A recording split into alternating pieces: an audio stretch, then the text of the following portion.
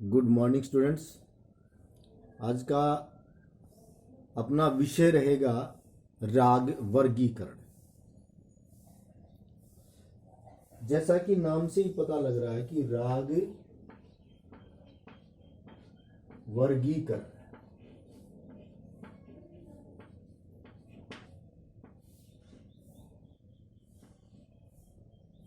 इसमें इस पूरे अध्याय में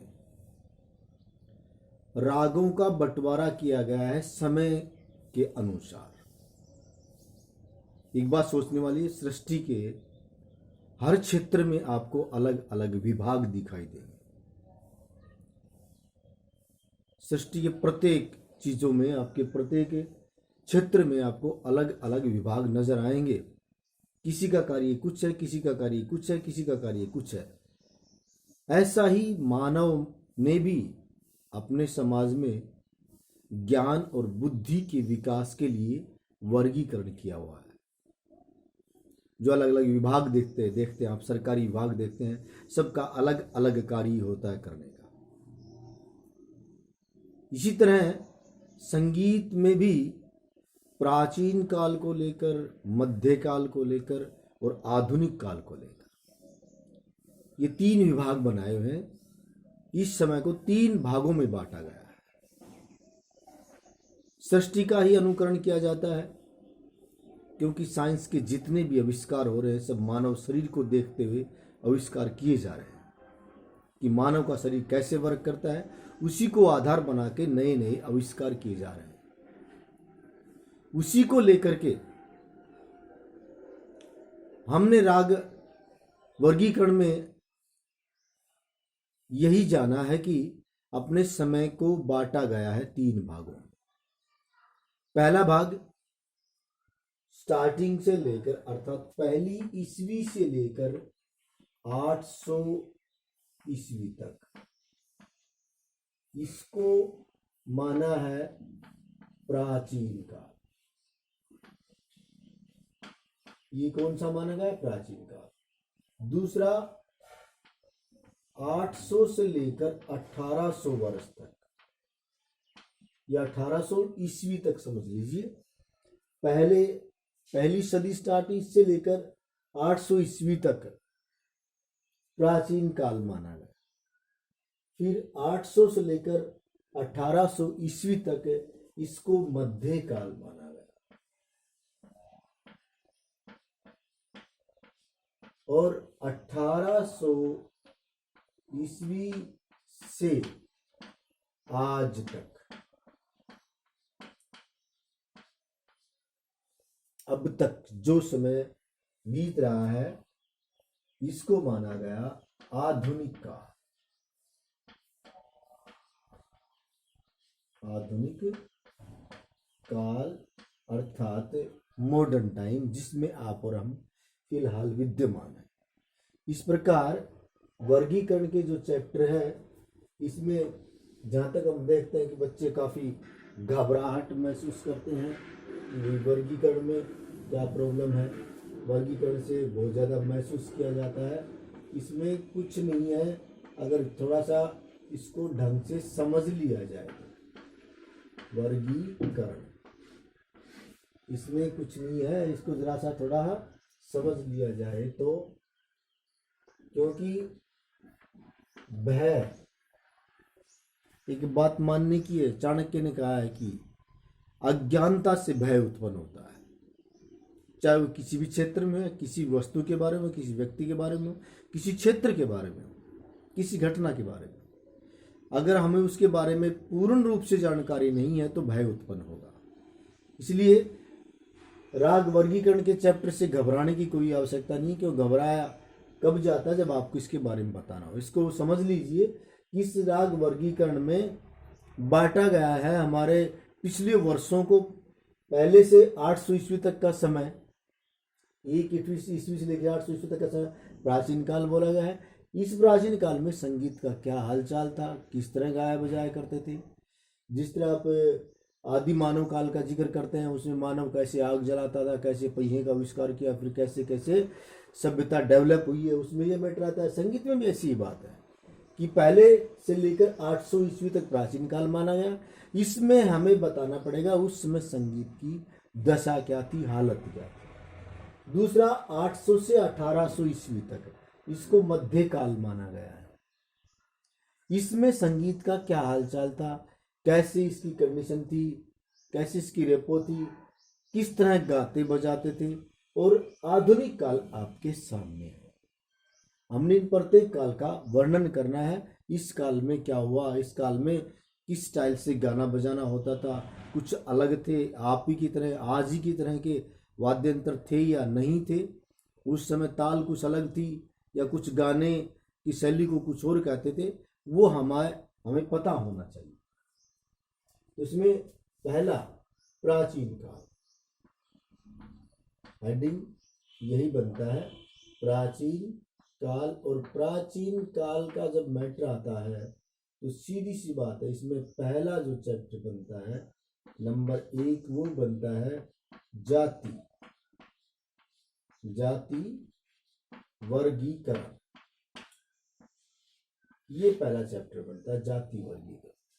यहां पर इस जाति का मतलब क्या है, जो आज राग का मतलब, जिसे आज राग कहते हैं, प्राचीन काल में उसे ही जाति कहा जाता है।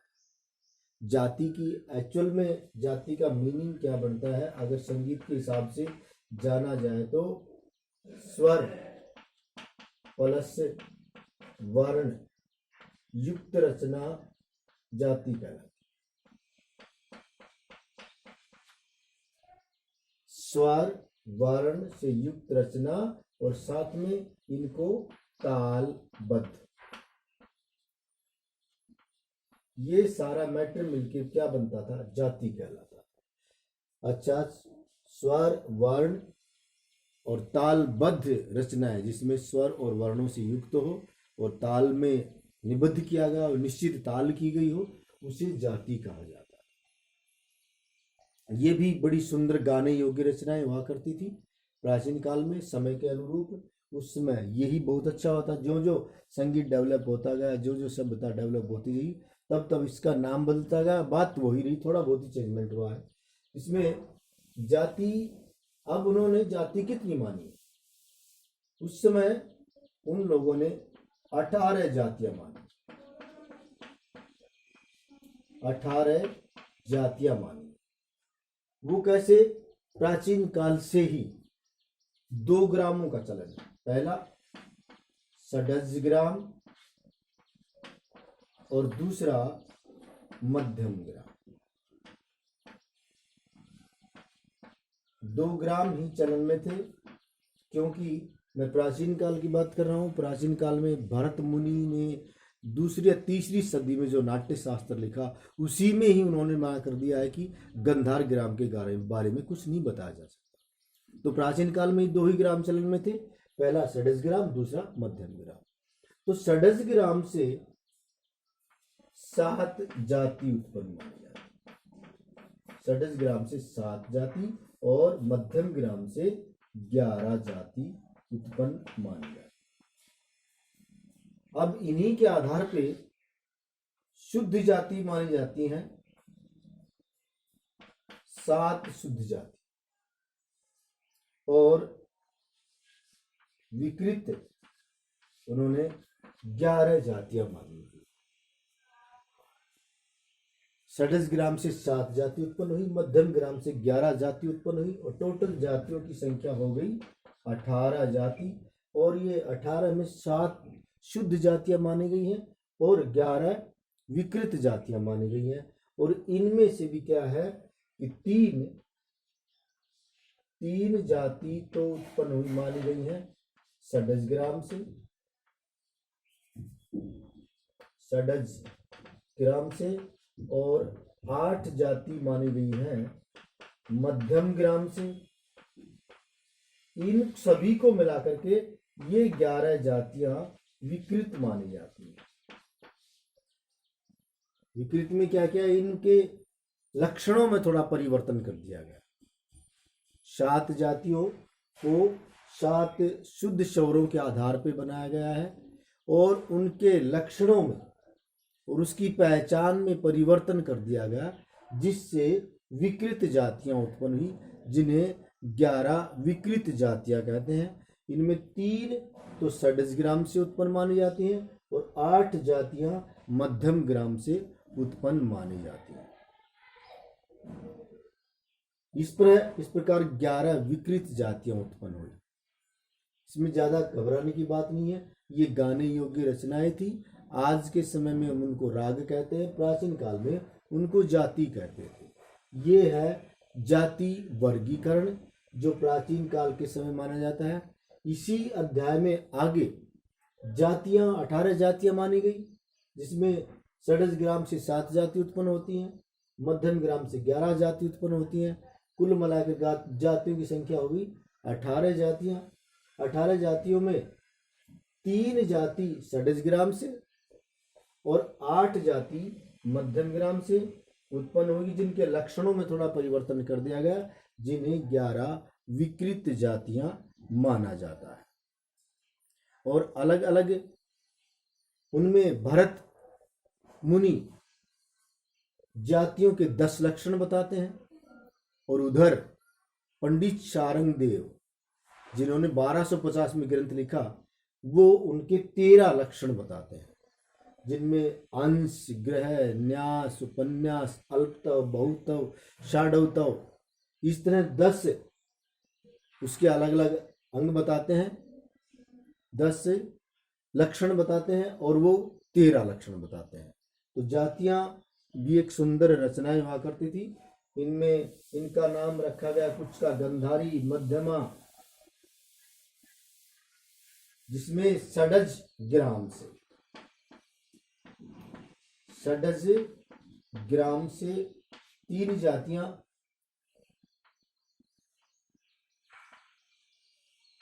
उत्पन्न मानी जाती हैं, और मध्यम से ग्राम से 8 जातियां और 3 इस तरह, जिनको मिलाकर के 11 विकृत जाति मानी जाती है। स्वरों के आधार पर ही है। गंधार ग्राम का इस समय में कोई जिक्र नहीं है, इसलिए इन 2 ही ग्रामों का वर्णन मिल रहा है। और पंडित शारंग देव ने 13वीं सदी के व्यक्ति ने गंधार ग्राम का कुछ वर्णन किया हुआ है। तो ये हो गया जाति वर्गीकरण। इन जाति से ही ग्राम रागों की उत्पत्ति हुई है। जाति से ही क्या बने हैं? ग्राम राग उत्पन्न हुए हैं, जिनकी संख्या 30 मानी जाती है।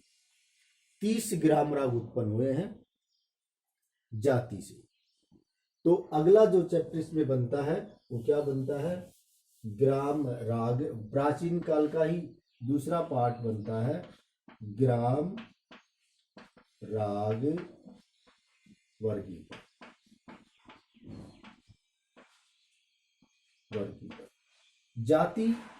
जाति से क्या उत्पन्न हुए? 30 ग्राम राग उत्पन्न हुए। जातियों से 30 ग्राम राग उत्पन्न हुए हैं। इन 30 ग्राम रागों को 5 गीतियों में,